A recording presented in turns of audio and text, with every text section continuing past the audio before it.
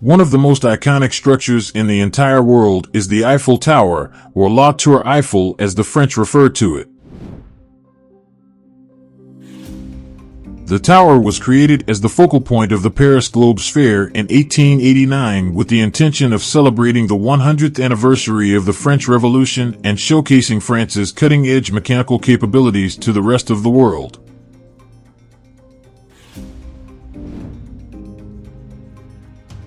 Using 7,500 tons of iron and 2.5 million rivets, Gustave Eiffel's civil engineering company constructed the tower in 2 years, 2 months, and 5 days. The product of Eiffel's labor of love, which dominates the Parisian skyline, has inspired similar structures all over the world with its imposing silhouette. The tower has seen more than 300 million visitors since it first opened in 1889 and continues to host about 7 million tourists annually.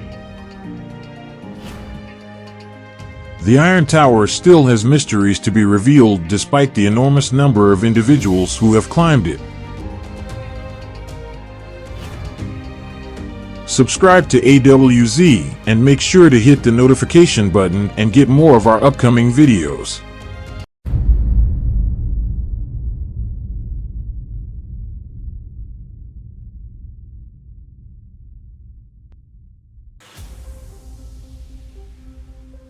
There's a hidden apartment at the very top of the building.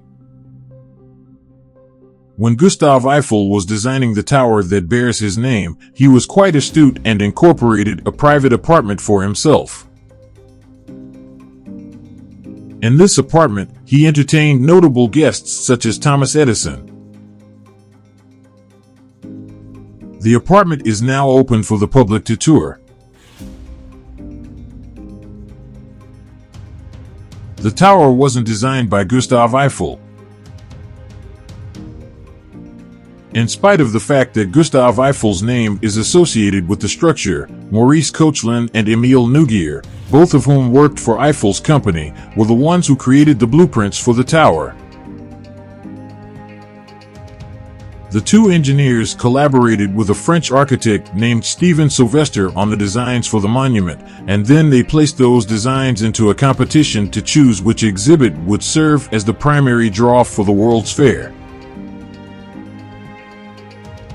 Following a period of 20 years, the Eiffel Tower was scheduled to be demolished.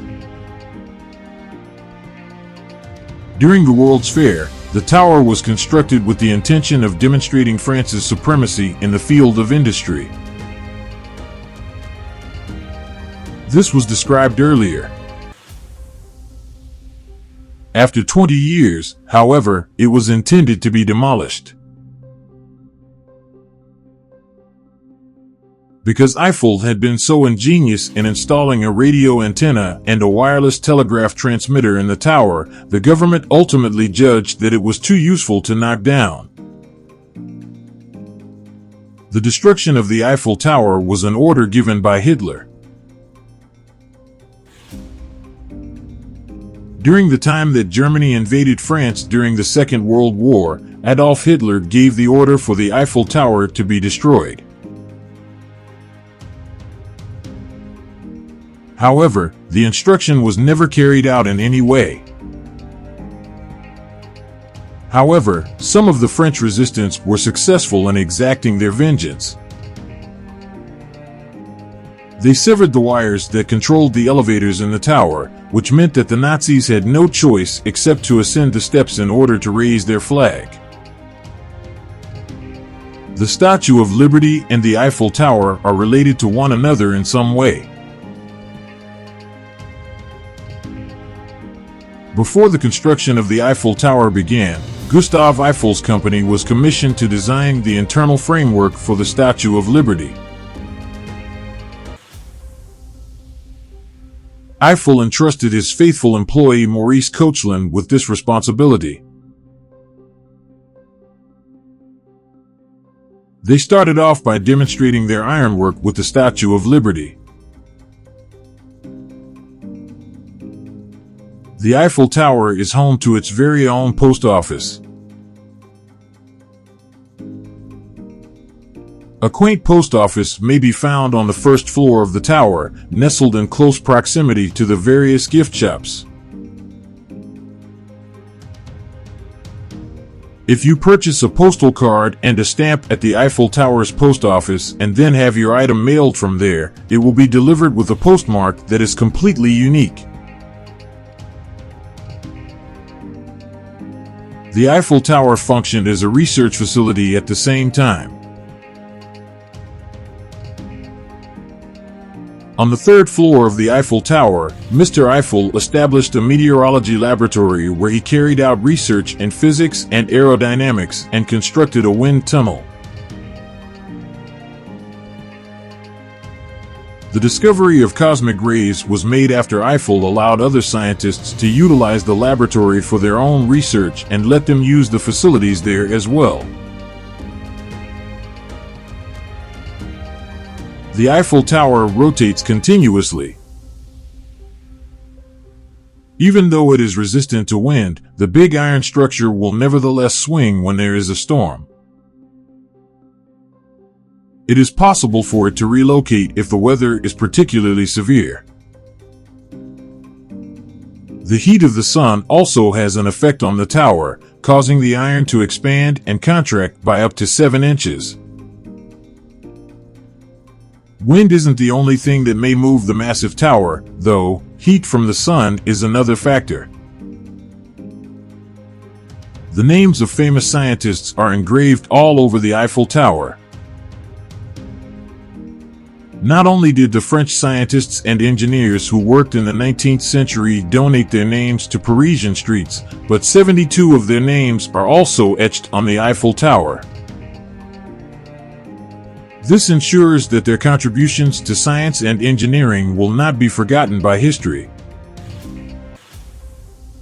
After being obscured for some time, the engraved tributes are now back in view, owing to the efforts of those involved in the restoration project. Keen observers will be able to make out names like Foucault, Dumas, and Perrier etched into the iron. To preserve the Eiffel Tower in such pristine condition requires a significant amount of labor. The tower receives a fresh coat of paint every 7 years, which typically weighs close to 60 tons. Not only does this assist the Iron Lady, also known as La Dame de Fer, appear attractive, but it also prevents the iron from rusting.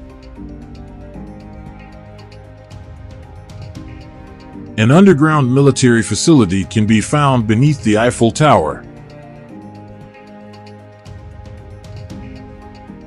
A covert military bunker can be found tucked away beneath the south pillar of the tower.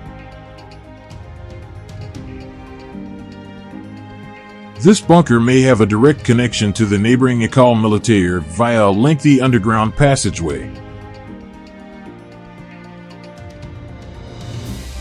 The bunker has recently been converted into a modest museum, and the confined area is now open for exploration by tour groups.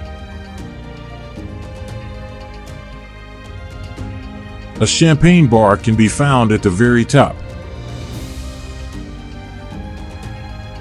Reward yourself with a glass of champagne from the champagne bar that is constructed inside the top level of the tower if you are brave enough to climb all the way to the top of the structure. There is just no comparison to the feeling of sipping champagne while taking in a breathtaking panorama.